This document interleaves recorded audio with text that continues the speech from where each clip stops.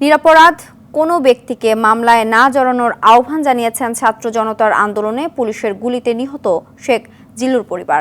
তারা বলছেন, সুনির্দিষ্ট দোষী ব্যক্তিকেই মামলা দেওয়া উচিত।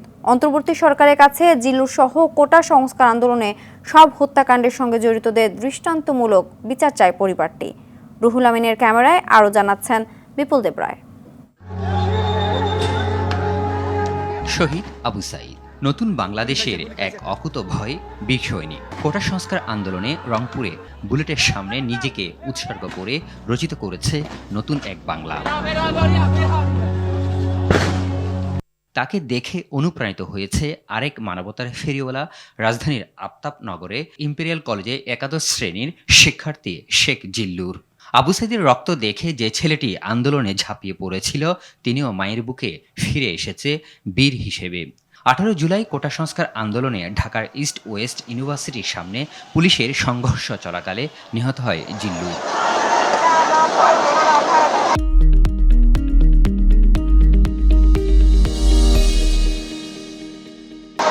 স্বপ্ন ছিল বড় হয়ে হবেন আর্মি অফিসার অথবা ডাক্তার, তবে রূপকথার গল্পের মতো স্বপ্ন যেন স্বপ্ন রয়ে গেল। একটি বুলেটের কাছে হার মানল সবকিছু। আমার ভাই খুব সরল সোজা ছিল। আমার ভাই কখনো আমার কারণ ছেড়ে কখনো গায়ে হাত তুলতো না। আমার ভাইয়ের মতন কারো তুলনা করা যায় না।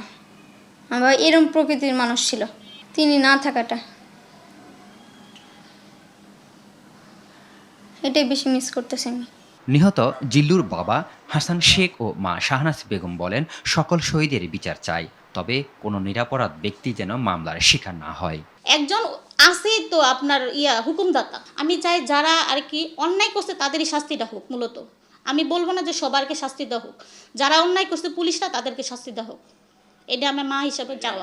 তারা আরও বলেন, বিগত সরকারগুলোর কার্যকলাপ তারা দেখেছে, তাই অন্তর্বর্তী সরকার যেন তাদের সন্তান হত্যার বিচার করে যায়, তার দাবি জানান তারা। এই সরকার বিচার না করলে আর বিচার হবে না।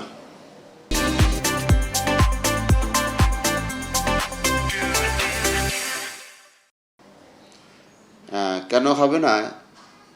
যারাই আসবে, আগে পিছনে তো আমরা দেখছি, সবই তো একই পথের পথিক।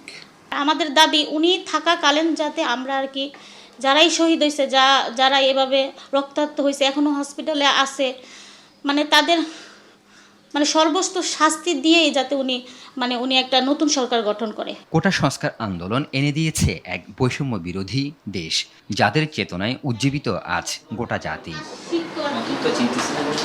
এই সেই শহীদ জিল্লু শেখের রুম। তার ব্যবহৃত সকল জিনিসপত্র পড়ে থাকলেও নেই তিনি। তার এই আত্মত্যাগ আগামীর দেশ অনেক দূরে এগিয়ে যাবে, এমনটাই প্রত্যাশা তার পরিবারের সদস্যদের। বিপুল দেবরায়, RTV, ঢাকা।